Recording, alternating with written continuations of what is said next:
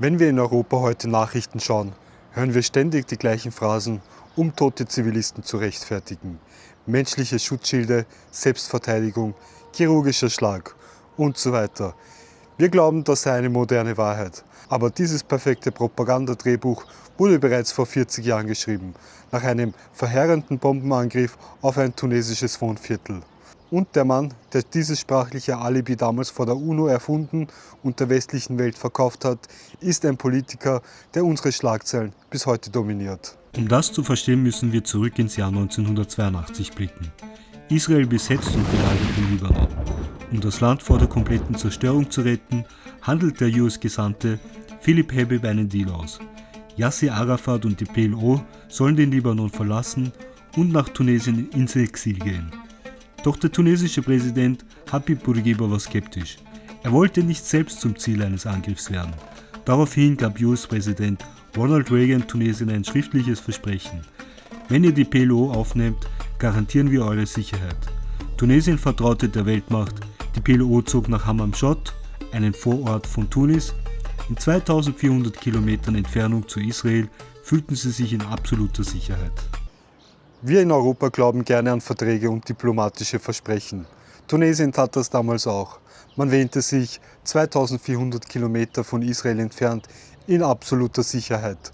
Doch die offizielle Geschichte, die man uns im Westen bis heute erzählt, warum das angebliche Hauptziel diesen kommenden Angriff überlebte, ist ein Märchen von großem Zufall. Yasser Arafat soll genau in diesen 6 Minuten am Strand joggen gewesen sein.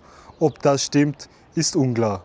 Aber was absolut kein Rätsel ist, ist die tödliche Brutalität, die sich wenig später um Punkt 10:07 Uhr über dem tunesischen Meer zusammenbraute. 1. Oktober 1985, 11:07 Uhr. 8 israelische F-15-Jets tauchen über dem Meer auf.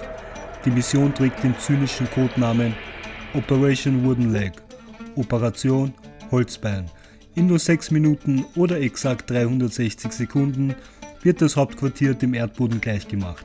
68 Menschen sterben, darunter viele Zivilisten, tunesische Polizisten, Reinigungskräfte und Palästinenser. Doch nicht alle Bomben explodierten. Bis heute berichten Einheimische, dass einige der Geschosse ihr Ziel verfehlten und als Blindgänger im Mittelmeer vor der Küste versanken. Eine stumme, tödliche Erinnerung an diesem Tag. Yasser Arafat überlebte nur durch einen Zufall. Angeblich war er zu dem Zeitpunkt des Angriffs nicht im Quartier, sondern gerade eine Runde joggen. Zurück blieben ein Krater und ein gebrochenes amerikanisches Versprechen. Der tunesische Präsident Habib Bourguiba war außer sich. Er erklärte öffentlich, dass die USA von diesem Angriff im Vorfeld gewusst haben mussten. Die diplomatischen Beziehungen zwischen Tunesien und Washington stürzten in eine tiefe Krise. Offiziell war der Angriff eine Vergeltung für den Mord an 3 Israelis in Zypern wenige Tage zuvor. Doch Militärexperten wissen ganz genau, eine solche Mission über 2400 Kilometern plant man nicht in 5 Tagen. Das war eine über Monate akribisch vorbereitete Aktion. Der damalige israelische Premierminister Shimon Peres stellte sich unmittelbar nach dem Blutbad vor die Weltpresse und deklarierte diesen Angriff auf tunesischem Boden allen Ernstes als legitimen Akt der Selbstverteidigung. Und wie reagierte unsere westliche Wertegemeinschaft auf diese eklatante Kriegsverbrechen? US-Präsident Ronald Reagan stellte sich ernsthaft hin, nickte das ab und rechtfertigte das Massaker anfangs exakt mit demselben Wording als legitimen Schlag. Doch fragt man sich, wie konnten Kampfjets überhaupt 2400 Kilometer weit fliegen, ohne vom Radar erfasst zu werden? Die Antwort darauf entlarvt das schmutzigste Geheimnis unserer westlichen Geheimdienste. Denn der Verrat kam direkt aus den Reihen der Supermacht, die Tunesien eigentlich Schutz versprochen hatte. Doch wie konnten diese Jets unerkannt so weit fliegen? Die Antwort lautet: Jonathan Pollard, der Analyst der US-Marine, arbeitete als Spion für den israelischen Geheimdienst. Er verriet Israel die geheimen Radardaten der Tunesier und ihrer Nachbarländer. Da der Tank für diese Strecke nicht ausreichte, wurden die Maschinen mitten in der Luft betankt. Ausgerechnet der eigene Verbündete lieferte diese Daten aus. Pollard, Sohn amerikanischer Juden mit zionistischer Überzeugung, wurde später zu lebenslanger Haft verurteilt. Im Jahr 2014 versuchte Benjamin Netanyahu sogar, eine Begnadigung bei Präsident Obama zu erkaufen. Während der Verhandlung mit John Kerry wurde ein Deal in Betracht gezogen, um Pollards vorzeitige Entlassung zu gewährleisten. Im Gegenzug wurde dafür ein 3-monatiger Baustopp in den Siedlungsgebieten erwogen. Ein absurder Vorschlag, da dieser Bau nach internationalem Recht ohnehin illegal ist und nach 3 Monaten einfach weitergegangen wäre. Obama lehnte dieses Ansuchen ab. Nach seiner Entlassung und einer 5-jährigen Ausreisesperre in den USA landete Pollard schließlich in Israel. Er küsste den Boden, wurde von Benjamin Netanyahu persönlich empfangen und erhielt seinen israelischen Pass. Heute ist Pollard eine prominente Figur im rechten politischen Spektrum Israels und bekannt für seine extremen, fremdenfeindlichen Positionen gegenüber Palästinensern. Und genau der Politiker, der diesen verurteilten Spion später wie einen Helden feierte, war 1985 der israelische Botschafter bei den Vereinten Nationen, Benjamin Netanyahu.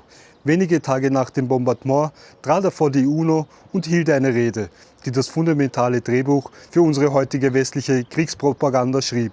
Hört euch diese Worte von damals an und achtet darauf, wie unheimlich tief wir in Europa dieses Vokabular bis heute verinnerlicht haben. Das UN-Protokoll von 1985 zeigt genau dieses perfekte Skript der Propaganda. Netanyahu spricht vor der UN. Er sagt, es sei ein Akt der Selbstverteidigung gewesen. Er rechtfertigt den Angriff nach der Tötung von 3 Israelis mit sprachlicher Propaganda, die wir heute noch hören. Sie seien wie in einer Metzgerei barbarisch abgeschlachtet worden. Es seien keine Unschuldigen getroffen worden, es sei ein chirurgischer Schlag gegen den Terror gewesen. Terror verbreitet sich wie ein Krebsgeschwür und der gehört bekämpft. Und falls es überhaupt Zivilisten getroffen habe, dann sei dies unbeabsichtigt gewesen. Aber diese zivilen Opfer seien auch nur entstanden, weil sich die PLO hinter Zivilisten verstecke und ihre Gebäude in zivilen Einrichtungen aufstelle.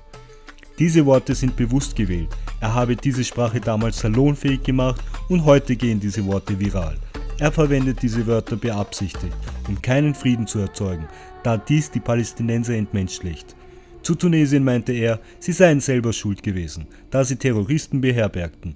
Doch eines vergisst er. Die Aufnahme der PLO war eine Idee der Amerikaner, der auch Israel zugestimmt hatte.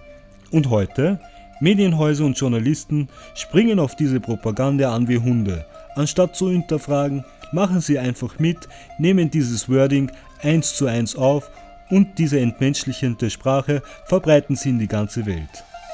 Wir im Westen konsumieren diese Entmenschlichung jeden Tag in unseren Talkshows. Zivile Opfer werden einfach zu menschlichen Schutzschildern umetikettiert.